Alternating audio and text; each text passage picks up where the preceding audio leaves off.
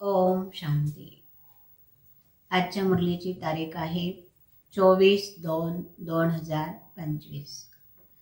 आज बाबा सांगतात, माझ्या गोड मुलांनो, हे रूहानी हॉस्पिटल आहे. ह्या हॉस्पिटलमध्ये तुम्ही अनेक जन्मासाठी निरोगी बनणार आहे. यासाठी तुम्हाला देही अभिमानी म्हणजे आत्म अभिमानी बनण्याचा पुरुषार्थ करायचा आहे. बाबा सांगतात की मुलांनो, धंदा आदी करताना देखील बाबांनी जे डायरेक्शन दिलं त्या डायरेक्शन अनुसार चालणं गरजेचं आहे. ते बाबांचं डायरेक्शन कोणतं आहे की मुलांनो, तुम्ही आकारी आणि साकारी म्हणजे देहधारी व्यक्ती आणि कोणत्याही देवी देवतांच्या मूर्तीला आठवण्यापेक्षा बाबांची आठवण करा, तरच तुमचे विकर्म विनाश होऊ शकतात. आणि बाबा सांगतात की मला हे कारण पसंत नाहीये की मुलं सांगतात की मला बाबांची आठवण करण्यासाठी वेळ नाहीये.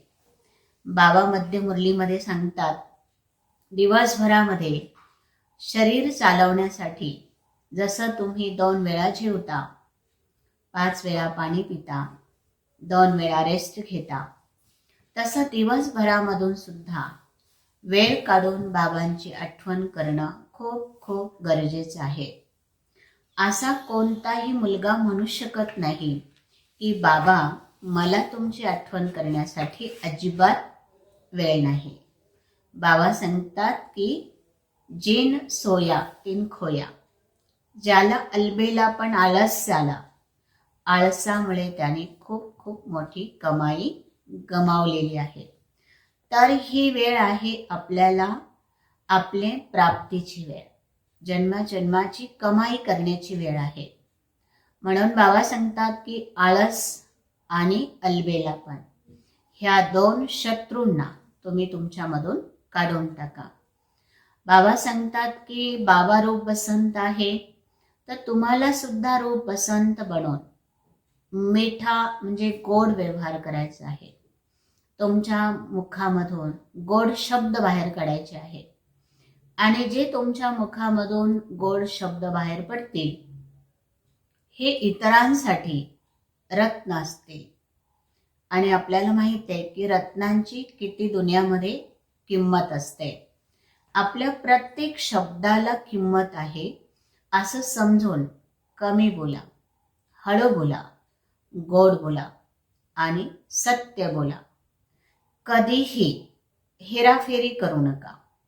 म्हणजे बाबांना कोणतेही कारण पसंत नाही आहे. दुसरं बाबा सांगतात की ज्ञान योगामध्ये इतकं तेज व्हा, म्हणजे इतके शक्तिशाली व्हा की तुमच्या ज्ञानयोगाच्या पालनेमधून अनेक आत्मे देखील शक्तिशाली बनू शकतात. आणि जे ज्ञान योगाने भरपूर राहतील ते कधीही कोणत्याही परिस्थितीमध्ये गोंधळून जाणार नाही. कोणत्याही व्यक्तीला स्थूल पालनेऐवजी जर ज्ञान योगाची पालना दिली तर ती आत्मा आतून मजबूत होईल, शक्तिशाली होईल आणि ती शेवटपर्यंत बाबांचा हात पकडून राहील.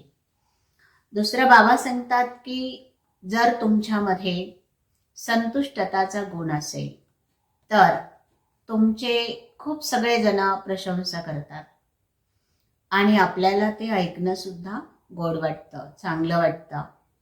परंतु हे नेहमी लक्षात ठेवा की जो प्रशंसा करतो, महिमा करतो, तो आपला थोड्या वेळचाच साथी असतो.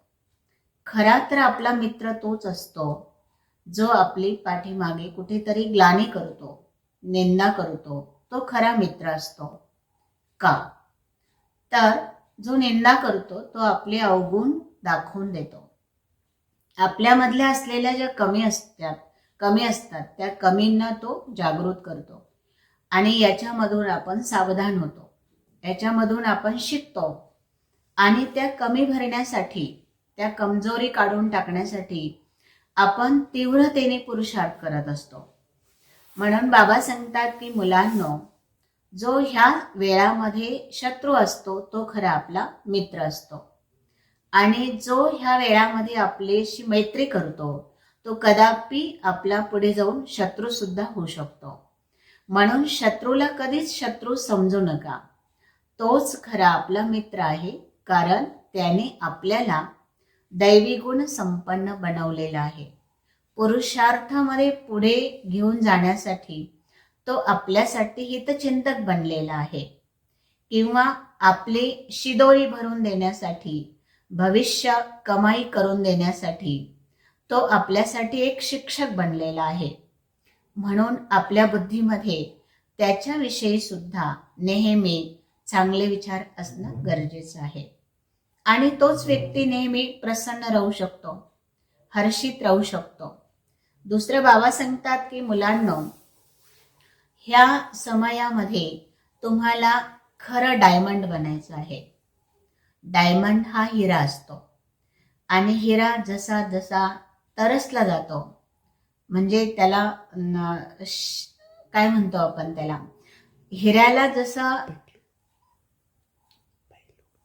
पैलू म्हणला जातं, तर त्या हिऱ्याला आपण आपल्यामधला जर दाग करायचा असेल तर आपण आपल्यामध्ये असलेले सर्व गुण जागृत जेव्हा करू तेव्हाच आपण खरा डायमंड किंवा हिरा बनू शकू, आणि हिऱ्याला नेहमी तरासलं जातं.